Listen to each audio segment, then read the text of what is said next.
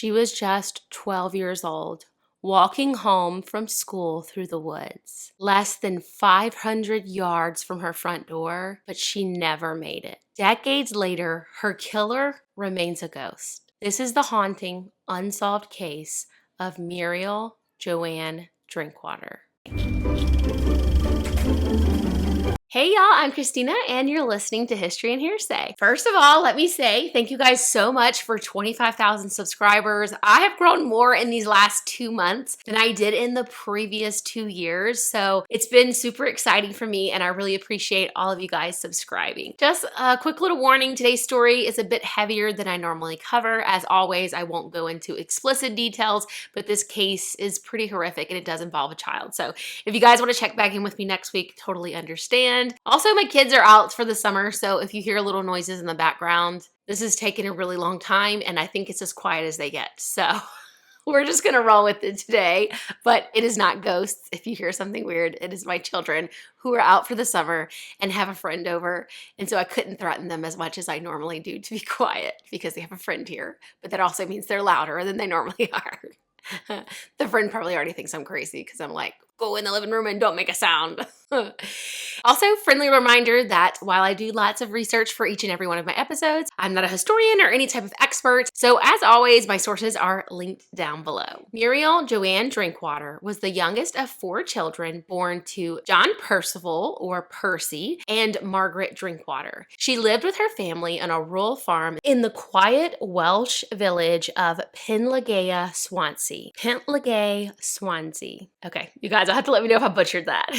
She attended the local grammar school and went to Sunday school. She was a member of the Nightingale Patrol of the Girls' Guide, which I believe is kind of like the Girl Scouts, and she dreamed of becoming a school teacher one day. Muriel was a very happy young girl who had a lovely voice and was known to sing everywhere she went, which had earned her the nickname Little Nightingale. On June 27, 1946, 12-year-old Muriel rode the bus home from grammar school as she did every afternoon. The bus stop was about 1 mile from her family home. Now, depending on where you live, a 1-mile walk home from the bus may or may not sound like a long walk. For Muriel, the 1-mile walk home was completely normal. Her family home was surrounded by very dense forest, and once the bus dropped her off at the main road, she would take a path that went straight through the forest to her home. When you got about 500 yards away from her house, there was a gap in the trees and you could see all the way to the family home. On that fateful day in June of 1946, as Muriel got off the bus singing happily to herself, her mother, Margaret, was making a cup of tea and spotted Muriel down the hill through the kitchen window. The two waved at one another and then Muriel disappeared from view around a bend into the woods like she did every day before emerging again once she reached the farmhouse. Only this day was different because once Muriel disappeared around the bend into the woods, she didn't come out again.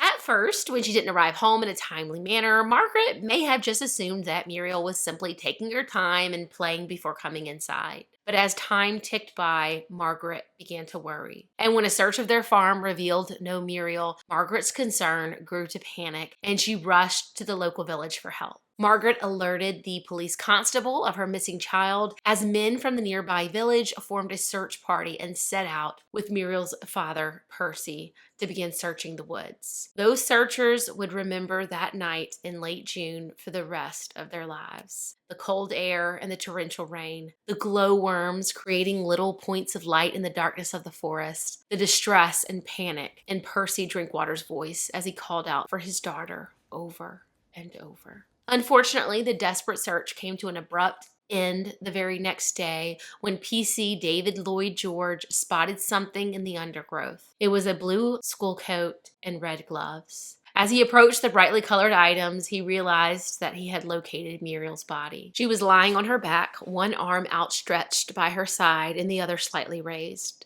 Her eyes were wide open and her skin was deathly white. She was still wearing her school uniform, but it was obvious that she had been brutally attacked. This sweet little innocent girl was violated in pretty much every way that you could think of. She had been beaten over the head, SA'd, and then shot twice in the chest. Cigarette butts, candy wrappers, and even little pieces of bread had been found around the scene, suggesting that the killer had possibly been waiting there for her to walk by. Stunned by the tragic crime, 3,000 mourners attended Muriel's funeral on July 7th at St. Joseph's Church, and hundreds gathered around the little girl's grave as she was lowered into the ground. The small police force in the area knew that this type of investigation was well beyond what they were equipped to handle, so they called Scotland Yard for assistance. And Detective Chief Inspector William Bulldog Chapman arrived in the village to lead the investigation. It was discovered pretty much right away that someone else had come across Muriel on her walk home from school that day. 13-year-old Herbert Hoyles. Okay, editing this back, I realized his name was Hubert and not Herbert, but I called him Herbert the entire episode, so I guess that's his name now. Sorry, was an old classmate of Muriel's from primary school, and he had been walking home in the opposite direction after purchasing eggs from Muriel's mother. He said that nothing seemed at all unusual. He and Muriel kind of just said hello, and she skipped along towards home with her brown satchel swinging over her shoulder. Now, some reporting says that Muriel passed Herbert before she waved to her mother, and some say she passed him afterward. But according to official police records, when Margaret waved to her through the trees, that was the last time that anyone saw Muriel alive. With no clear motive or suspect in sight, the schoolgirl's murder made headlines for months. The press started calling this the Little Red Riding Hood murder. People were naturally horrified at the brutal nature of her death, and the police were under extra pressure to find clues. They carried out time-consuming investigative work, and in the weeks and days after the incident, detectives visited every house within 150 square miles of the murder scene and interviewed 20,000 men. I mean, these guys were on it. Just 2 days after her death, they also located the gun that had been used in the crime. It wasn't far from where her body had been found. It was a World War I era Colt 45. Now, apparently these guns were floating around everywhere after the war, but this one was unique because of the way that the handle had been modified. Police believed that the blunt force trauma to the head had been inflicted by the handle of this gun and also another object. They weren't sure what the other object was, but even after police and the bomb disposal unit searched the entire area with a metal detector, they were still never able to locate it. Of course, when it came to suspects, people looked first at the last people to see her alive. And since they were looking for a male, this included 13-year-old Herbert and Muriel's father, John Percy. And while the public certainly seemed to be giving both Herbert and John the stink eye, it doesn't appear as though police ever really thought of either of them as serious suspects. They were simply doing their due diligence in ruling them out.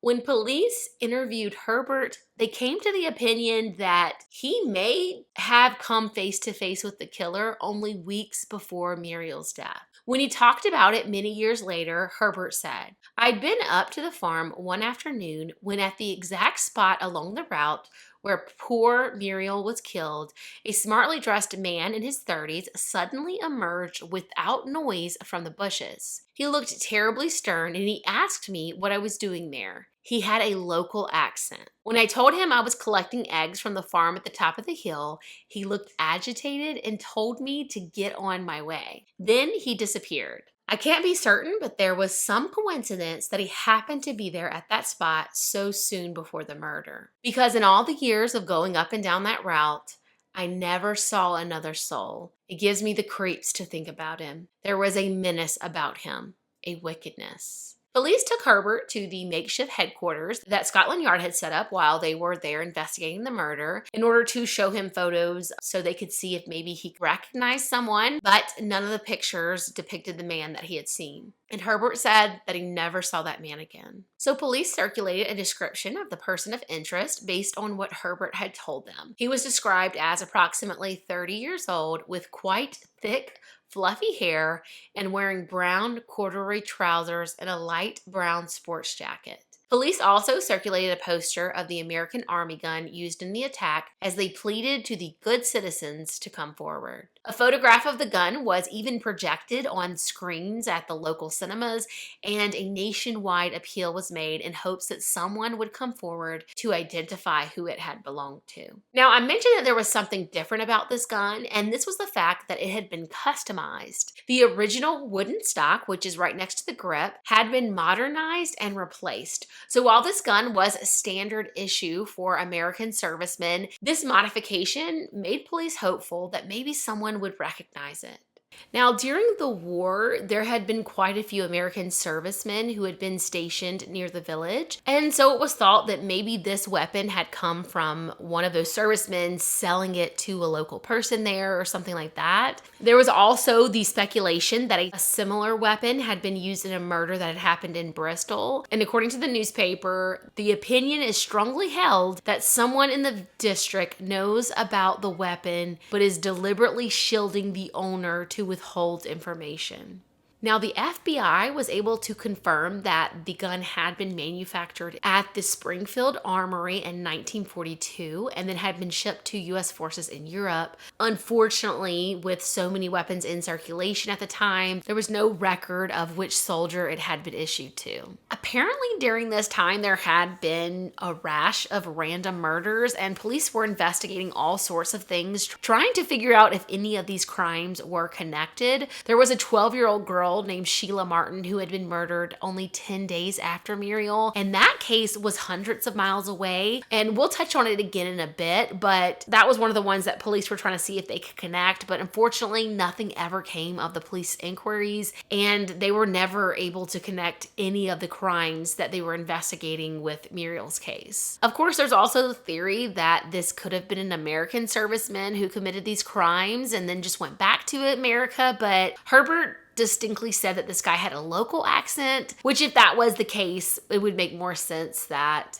maybe this was just a serviceman who had sold his weapon to a local, if the guy that he saw was the actual murderer.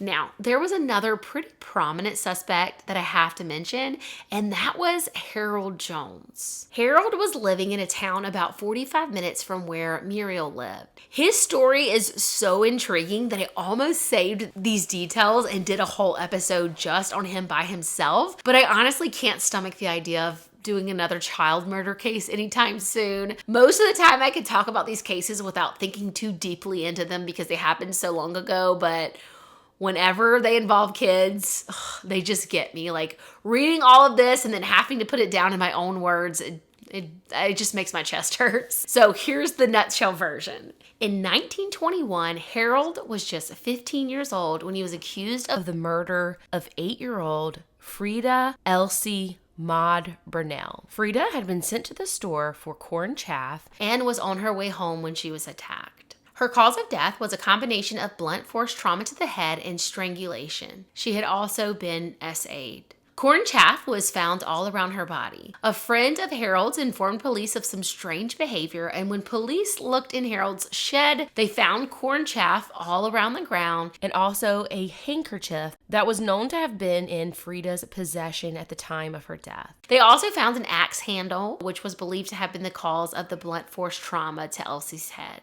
While most of the evidence against him was considered circumstantial, police felt they had enough to charge Harold with the murder. During his trial, Harold contradicted himself multiple times, but ultimately his employer gave him an alibi for the time of the murder, and Harold was found not guilty by the jury. Now, during that time, there was a lot of public interest in this case, and there were a lot of people who did not believe a 15-year-old boy could be guilty of such a heinous crime. So he had lots of supporters throughout all of this.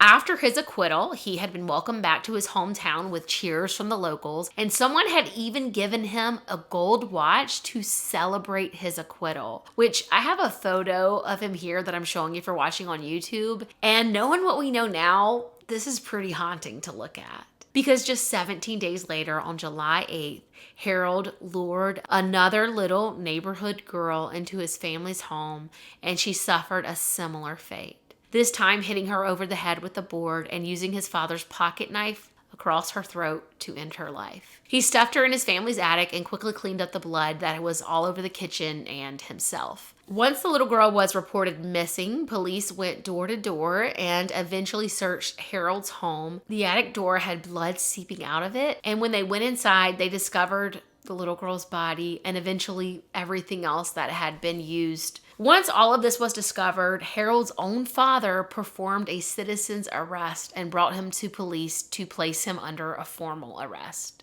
When news of Harold's arrest for the suspected murder of a second young girl reached the local public, an irate crowd of approximately 500 people gathered outside the local police station demanding his immediate release. In response, Superintendent Lewis addressed the crowd stating, quote, "I have found the body of the child in the attic of Harold Jones, foully murdered, and I have arrested Harold Jones. I think this is all I can tell you, and it would help us if you would disperse and go to your homes," end quote.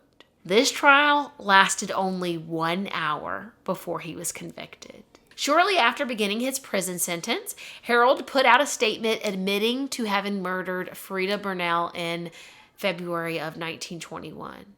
Due to being under 16 years old at the time of his conviction, Harold's sentence was perhaps not as severe as it should have been. Though he was given life imprisonment, he was paroled after only 20 years. In December of 1941, at the age of 35, Harold Jones was released and joined the British Army. This meant that he was freed several years before Muriel's death. While in prison, Harold had reportedly said that the voices in his head demanded that he kill again. And this was reported to have been said just prior to him having been released. So Detective Chapman, the one that had been brought in to lead the investigation into Muriel's death, he was said to have been greatly affected by the struggle to find the person responsible for this crime, and he continued to work diligently on this case until his death 9 years later. Unfortunately, despite the incredible efforts by law enforcement, the case went cold. Fast forward more than 50 years later to 2003, and the case was reopened. Police were hopeful that a new DNA technology could be used to extract genetic material from the gun used to kill Muriel. Unfortunately, this hope did not last long, as they quickly realized that way too many people had handled the murder weapon over the years.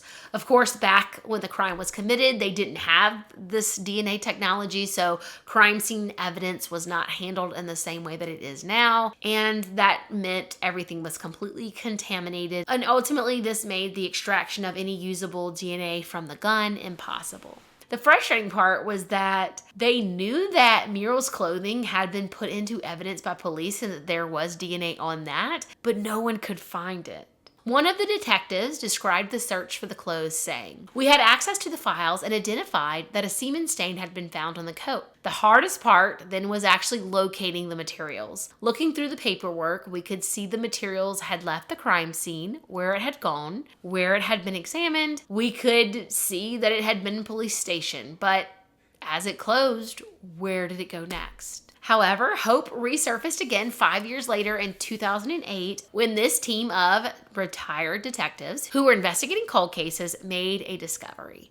Hidden away in a forgotten corner of police storage was a box with Muriel's name on it. Inside that box was a paper bag with Muriel's coat, underwear, and school uniform inside. On Muriel's coat, there was a no longer visible semen stain that had been circled with a yellow crayon. Scientists were able to extract a sample and used cutting-edge techniques to gather crucial information from the coat and created a familial DNA profile of Muriel's killer using a technique called YSTR, which is a technique that allows the examination of DNA markers from the Y chromosome, which is passed down on the paternal side, so like father to son, and it's passed down relatively unchanged throughout the generations.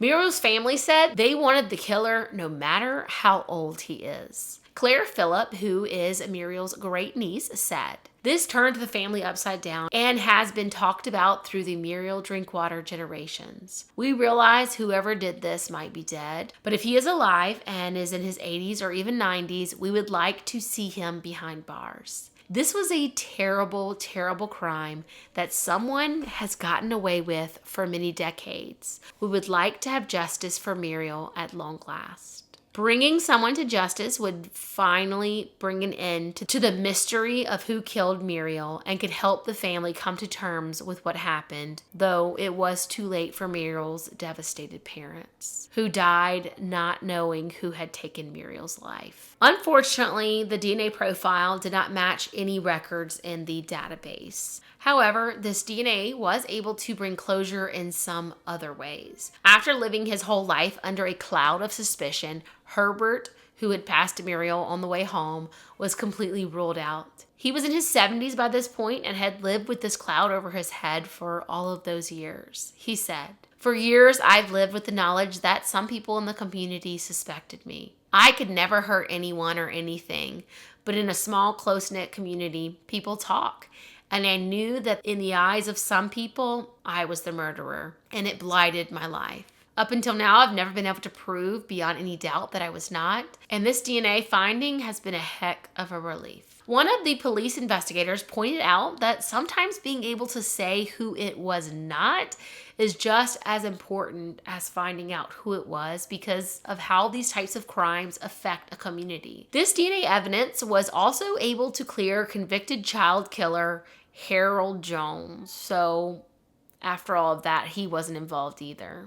In 2009, police started investigating a possible connection to Muriel Drinkwater and another very similar crime that I mentioned briefly earlier that took place 10 days after Muriel's death, where 11-year-old Sheila Martin was SA'd and killed. Just like Muriel, Sheila was attacked in a wooded area less than a half mile from her home. This crime was hundreds of miles away, and the victim was strangled rather than shot. However, there were some connections between the two areas due to the way that miners were moving around looking for work. So the thought was that this could have been the same person. They could have been working in the area where Muriel was and then traveled to the other area for work and committed a similar crime there. Full details were not released as it's an ongoing investigation, but there were similarities around the killer's methods and also the SA. However, what those were has never been released to the public, and in fact, in 2010, public access to the files was closed off. Now, the case was so old that the files had been available to the public to access under the Freedom of Information Act. And so the sealing of these records made it where that was no longer the case. And the reason stated for doing this is that it could help the police to catch the perpetrator, which makes me so curious to know what they found and why they felt the need to keep it confidential. So at that point, if the guy was still alive, he would be like in his 80s or 90s, but now it's another 16 years later, which means we're like 79 years out from this crime at the time of me recording this episode. And so I don't have much hope that this guy is still alive because he'd have to be at minimum like 90, assuming that a 10 or 11-year-old could have done this, though police think he was probably anywhere from 18 to 25. That was kind of the range they were going with. So I guess there's a slim chance this guy could be in his 90s or like around 100. Technically possible, I guess, but either way, even if he has passed on, his DNA could definitely help to identify him through a male descendant. So even if he is dead, there could be some level of closure to unmasking him. Years later, in 2020, a BBC One documentary presented the theory that a man named Ronald Harries had killed Muriel. Ronald was hanged at Swansea Prison in 1954 for bludgeoning two relatives of his to death with the hammer after they wouldn't allow him to borrow their car. Forensic historian Nell Darby found similarities in the case of Muriel Drinkwater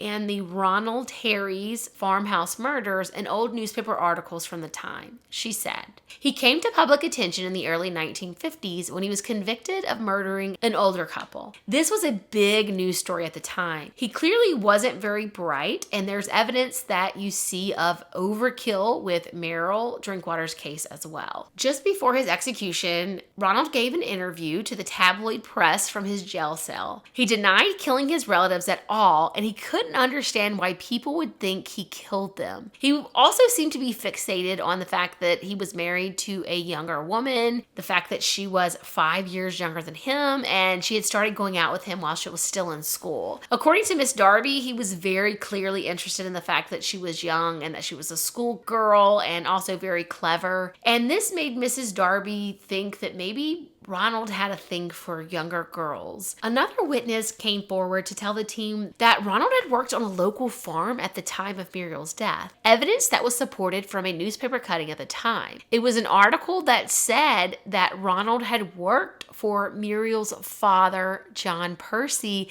at the time of her murder. Now, under one of the articles that I read about this, I saw a commenter claiming that this newspaper clip was completely faked by the documentary team. I have it here on the screen for you guys, but this person didn't list any source to back up that claim, so I'm not sure where that comes from, so you guys can take that for what you will. The documentary team also tracked down Harris's cousin, Lynn Hughes, who described how Ronnie had been an only child who was spoiled by his parents and was very childish. Lynn said that when he was only 9 and Ronnie was about twice his age, he felt that he was already intellectually superior to Ronald. He referred to Ronald as a simpleton, which, based on everything I've read about it, it kind of sounds like Ronnie may have had an extremely low IQ, possibly to the level where nowadays he may not have been cleared as mentally competent to stand trial. Just basing that off of the quotes from him and the way that his cousins spoke about him.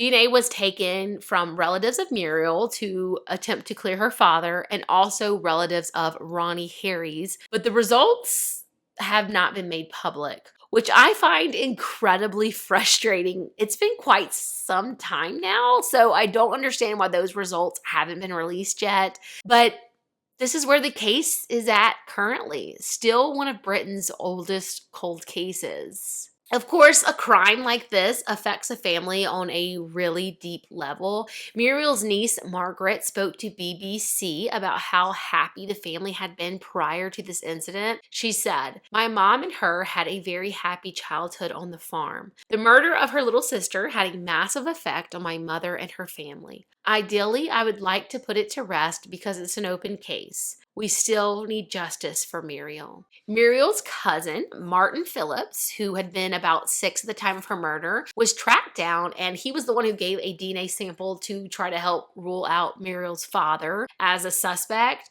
And he spoke about how he remembers Muriel as a young girl who was always full of life and would always be skipping and singing. In the documentary, he talked about how much his grandparents changed after the murder. They had been regular churchgoers who stopped going to church and moved away from the farm within 2 years of the murder. This documentary was the first time he had spoken publicly about the tragedy that haunts his family to this very day. He said, "The farm was a painful place for my grandparents to be. My grandparents changed completely. They never recovered. You're talking about 74 years ago now, and nothing has been able to close the matter."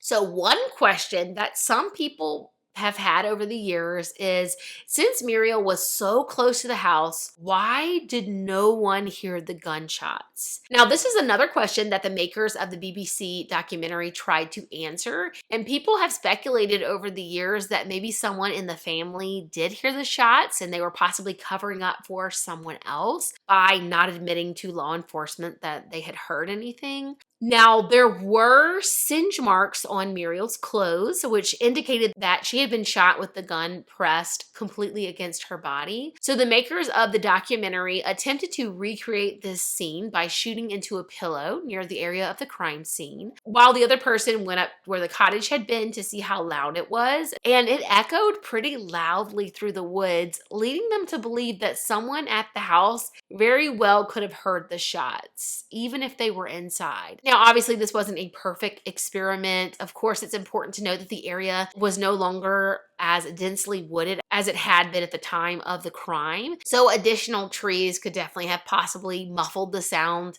a bit more, and Of course, shooting into a pillow is not the same as a human body. And also, this person was not inside of a cottage, they were standing outside. So, obviously, not super scientific and exact or anything like that, but it was a pretty interesting experiment. And one logical explanation that a lot of people have is that this was an area where there were a lot of farmers who were living there. So it's possible that people in the area were used to hearing gunshots in the woods from people hunting and things like that, and they wouldn't have given a second thought to hearing 2 shots being fired. But then again, I do feel like if you heard about a murder, then maybe those gunshots would stand out in your mind, like maybe when you heard them, you wouldn't think anything of it, but later on, you found out somebody had been shot twice, it might come back to your mind, like that might pop up as a red flag. I don't know, it's just a really interesting tidbit that I thought you guys might enjoy mulling over. So I'll definitely link the video of those guys doing the test shots down below if you guys want to go and check it out. I think some of you will find those really interesting. Unsolved cases can be really difficult to cover sometimes because of the lack of closure, but we never know when raising awareness to a case like this can finally bring some closure. And the good thing is now that authorities have this DNA profile, it's being run against any new DNA that comes into the database every single month.